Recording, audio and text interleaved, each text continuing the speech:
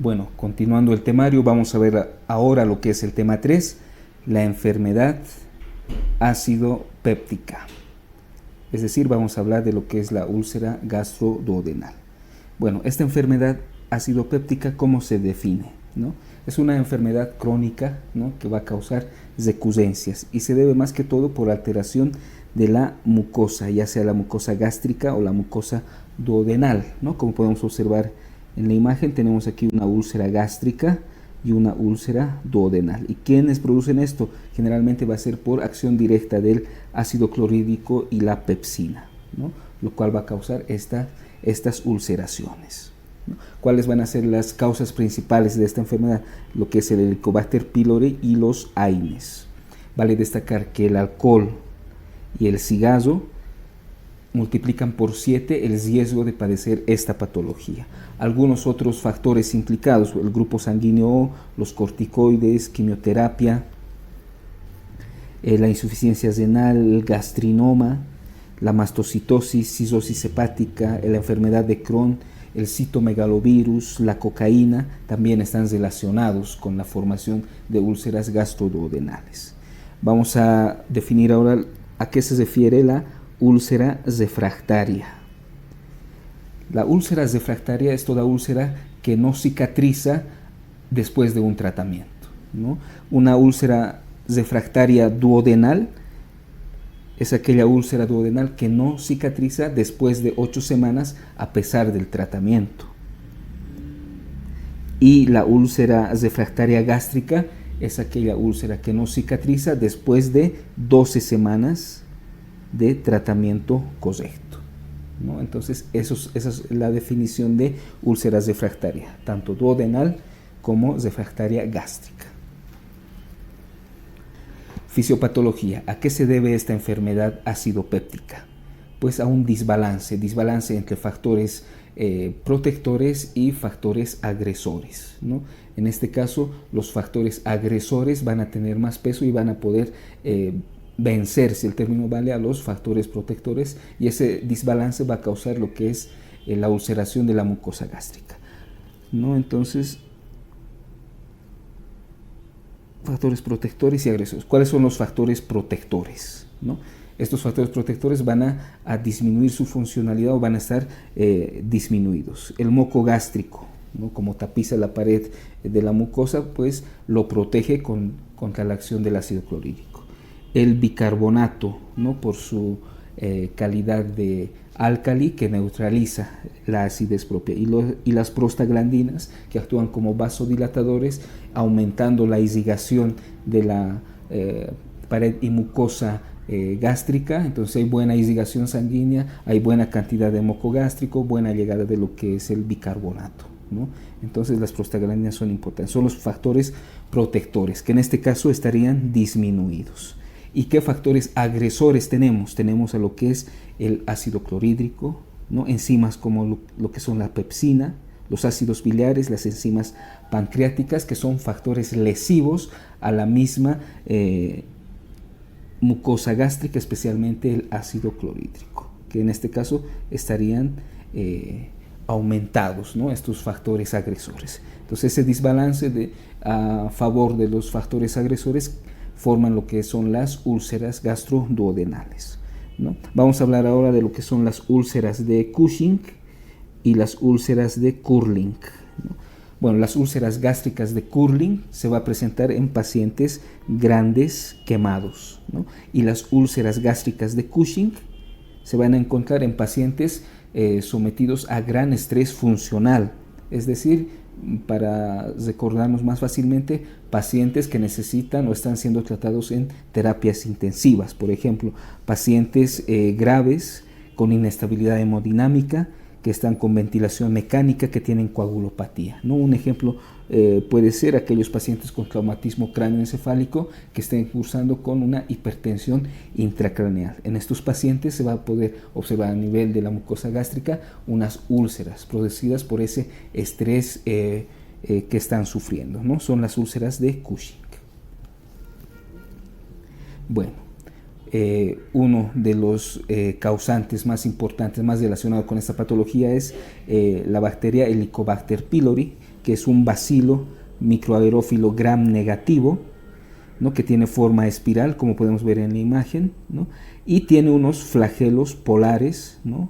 En uno de sus extremos tiene varios flagelos, ¿no? ¿Qué es lo que le caracteriza a esta bacteria? Pues es la única que al estar en un medio ácido puede crear a su alrededor un medio alcalino que le permite, ¿no?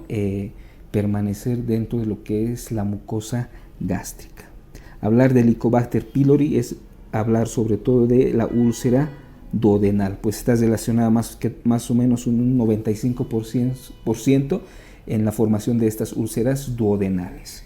También está relacionado con lo que es la úlcera gástrica, pero en menor porcentaje, un 70%, ¿no? Entonces, si vemos una úlcera duodenal, lo más probable es que sea causada por una Helicobacter pylori. También esta bacteria está en íntima relación con lo que es el linfoma gástrico tipo MALT, ¿no? MALT, tejido linfoide asociado a mucosas, ¿no? Que lo vamos a ver posteriormente.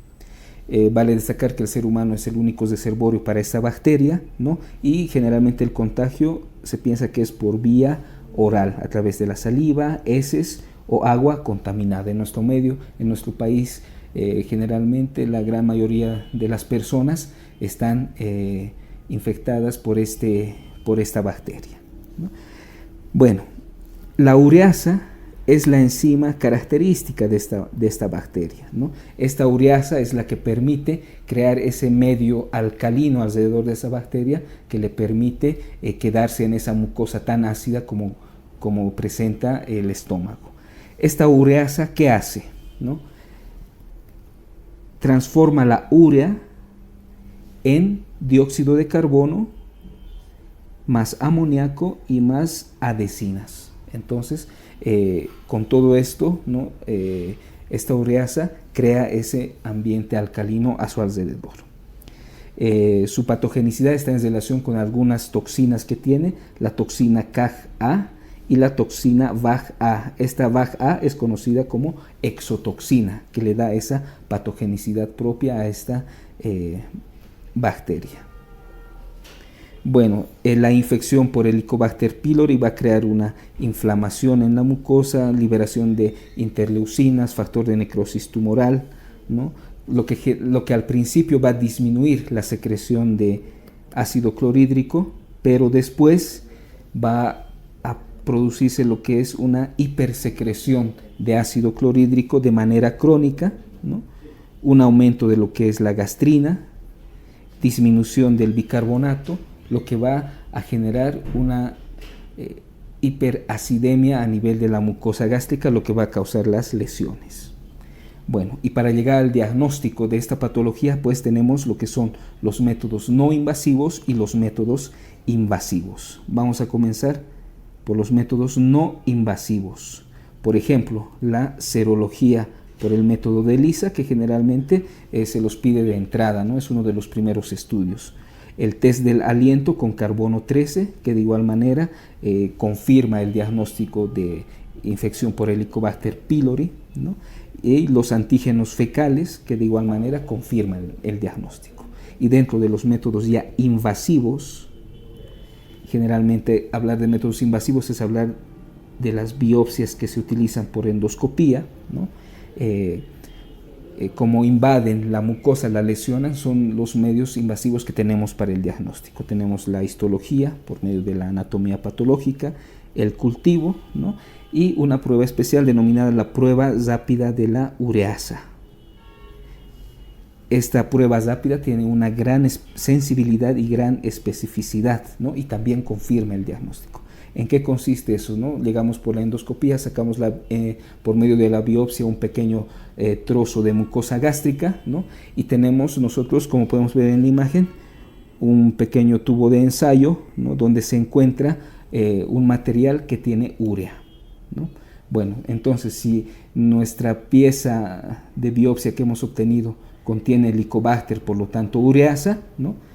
Lo ponemos a ese material, ¿no? Entonces hay una reacción ureasa con la urea, esta se descompone, como vemos en la imagen, a amoníaco, dióxido de carbono y adhesinas, entonces va a haber un cambio de color en caso de ser positivo, ¿no? Como se puede ver en la imagen. Entonces, vemos que es un método invasivo, aunque es un poco indirecto, pues lo que mide es la actividad de la ureasa propia del Helicobacter pylori, ¿no? Entonces, son estas las técnicas que nos llevan al diagnóstico de infección por Helicobacter pylori. Y bueno, el tratamiento, hablar de tratamiento, pues es también hablar de lo que son las terapias erradicadoras para esta bacteria. Estas terapias erradicadoras duran entre 10 a 14 días, ¿no? Como podemos ver en la imagen, hay que dar varios fármacos al medicamento, varios fármacos a los pacientes, ¿no? Está contraindicado lo que son las monoterapias. No se puede utilizar solamente un medicamento, un antibiótico para destruir, erradicar esta bacteria, pues lo único que haríamos es producir resistencia, ¿no? Entonces tenemos esquemas de erradicadores de primera línea, de segunda línea y de tercera línea, ¿no?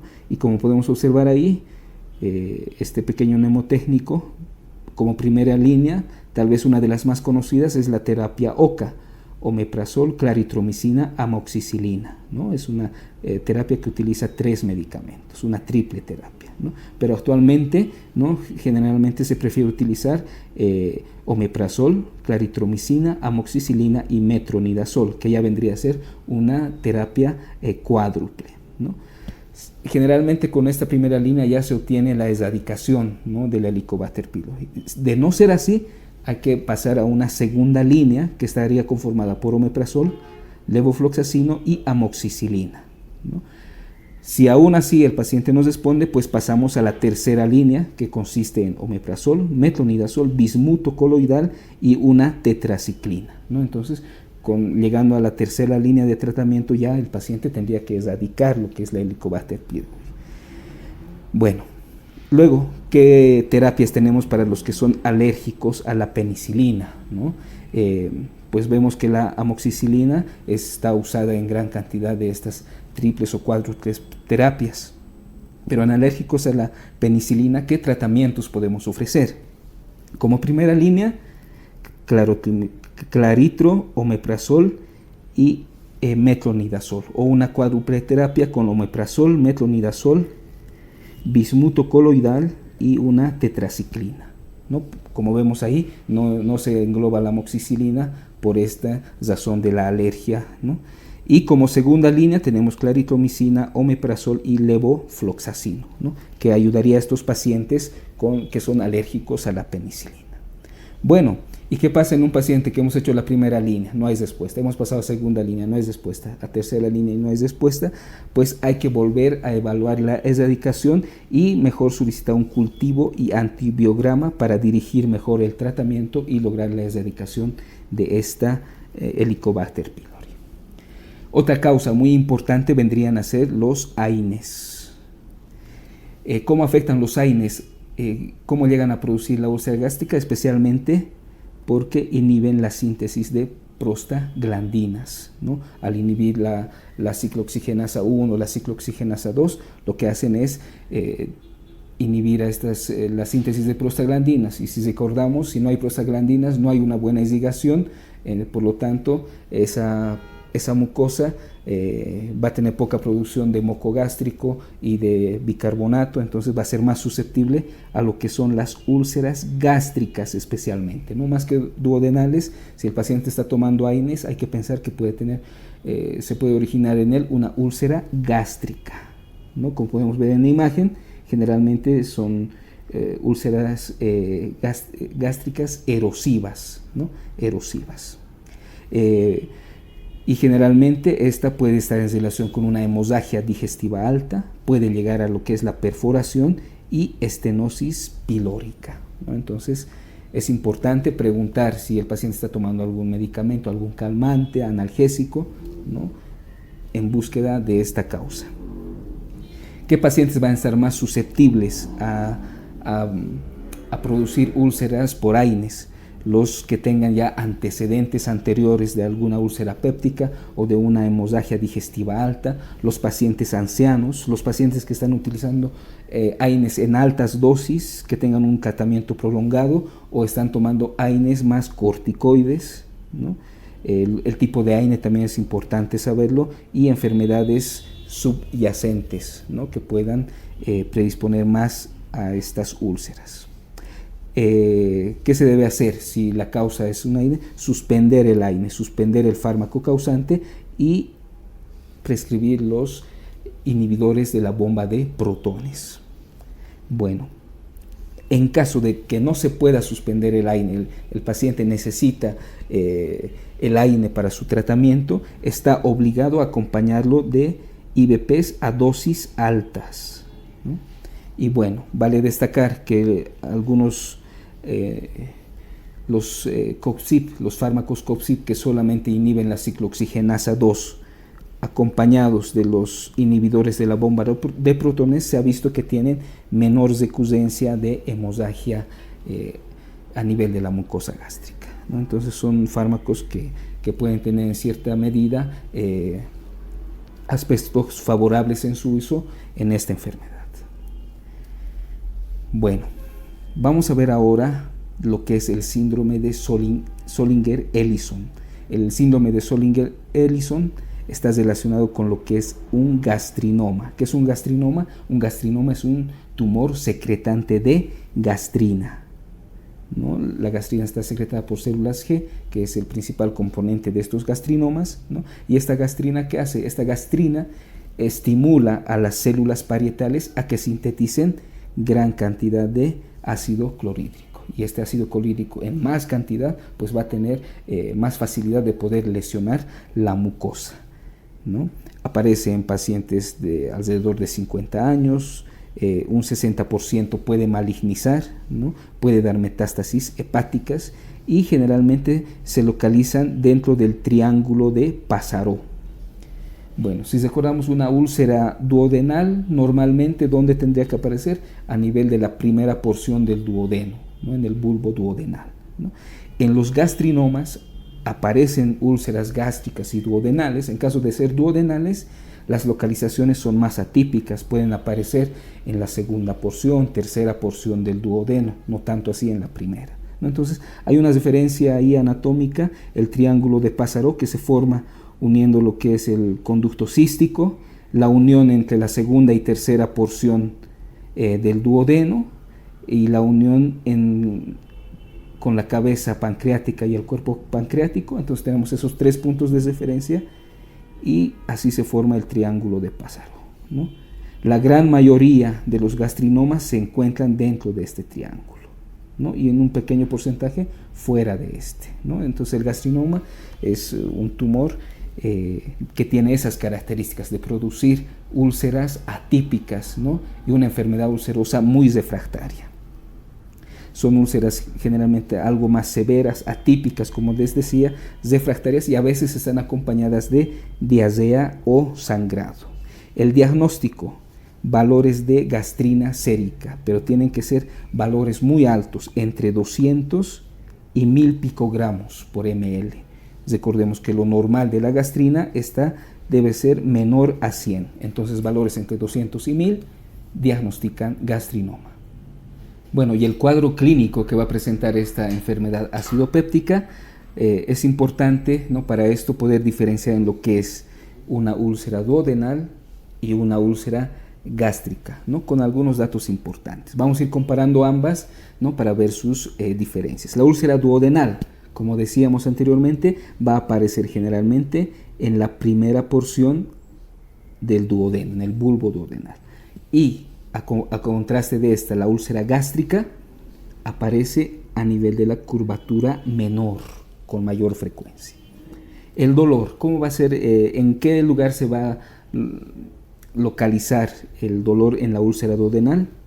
A nivel de epigastrio. Y en la úlcera gástrica, el dolor va a ser en epigastrio, pero también se puede irradiar a hipocondrio izquierdo.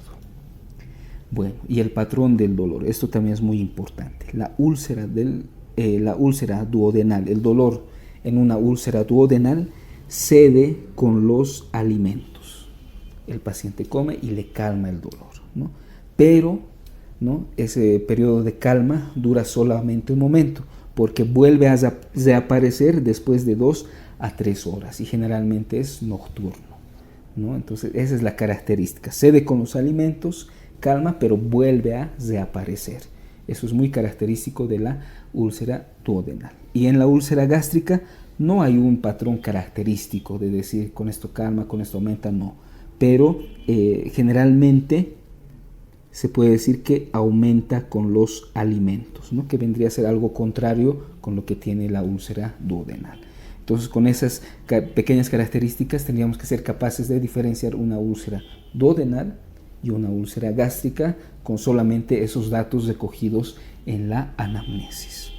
Bueno, ¿cuáles son los signos de alarma que nos tienen que preocupar, ¿no?, en los pacientes? Que presente anemia, seguramente nos indica algún sangrado crónico, seguramente será una anemia microcítica hipocrómica, ¿no? La presencia de hematemesis, melenas o sangre oculta en heces, ¿no?, que ya nos son indicativos de hemorragia crónica y hemorragia digestiva alta. Los vómitos pues nos tienen que indicar ya alguna obstrucción, una úlcera ya tal vez fibrosada que esté estenosando alguna parte, generalmente píloro, ¿no?, que predispone al paciente también a vómitos. Algo importante, una úlcera en un paciente que presente un dolor súbito y difuso, generalmente tenebrante a forma de un taladro que esté pasando, ¿no?, desde la parte anterior hasta la parte posterior del abdomen, es un dato susceptible de perforación de una úlcera gastroduodenal, ¿no? Entonces son algunos datos en la clínica que ya nos pueden ir orientando, ¿no?, ese dolor principalmente abdominal. Bueno, ¿qué complicaciones tiene una úlcera gastroduodenal? Una de las primeras, el sangrado, una hemorragia digestiva alta, como podemos observar en la imagen, ¿no?, que generalmente el paciente ya con una hemorragia digestiva alta, si es crónica, ¿no?, puede el paciente tener en melenas. Perforación, ¿no?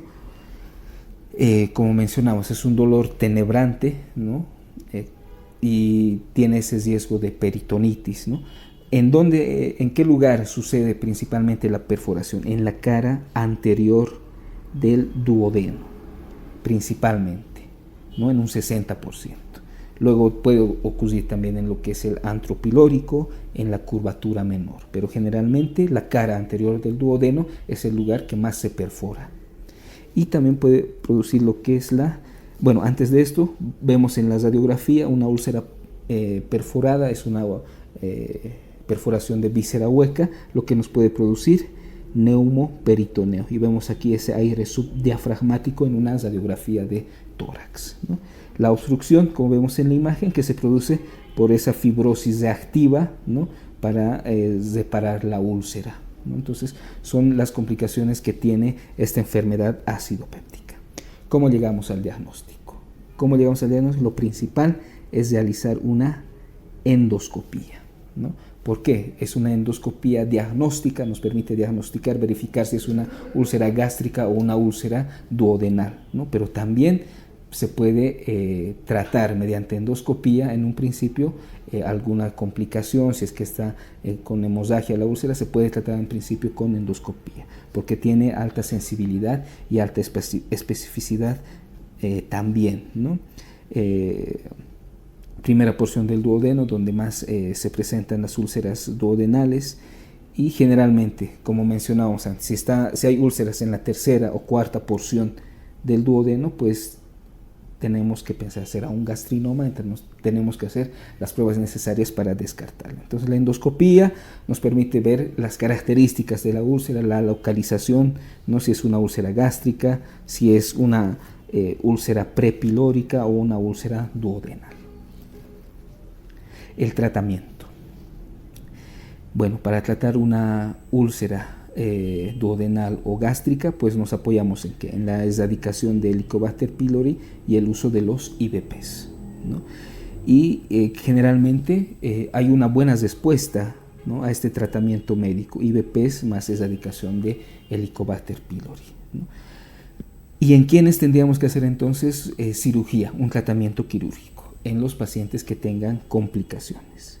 Entonces, si nosotros sospechamos de alguna complicación, como habíamos visto anteriormente, sangrado, perforación, estenosis, lo más probable es que el tratamiento de estas complicaciones sean quirúrgicas, ¿no? Bueno. Y si hay fracaso del tratamiento médico, pensar siempre será un gastrinoma, ¿no? Y descartarlo. Bueno, vamos a ver algunas indicaciones de cirugía en las úlceras gastroduodenales. Indicaciones electivas. ¿Cuándo hacemos cirugía electiva? Es decir, cirugía programada en los pacientes. En úlceras refractarias o persistentes al tratamiento, o resistentes al tratamiento médico, ¿no?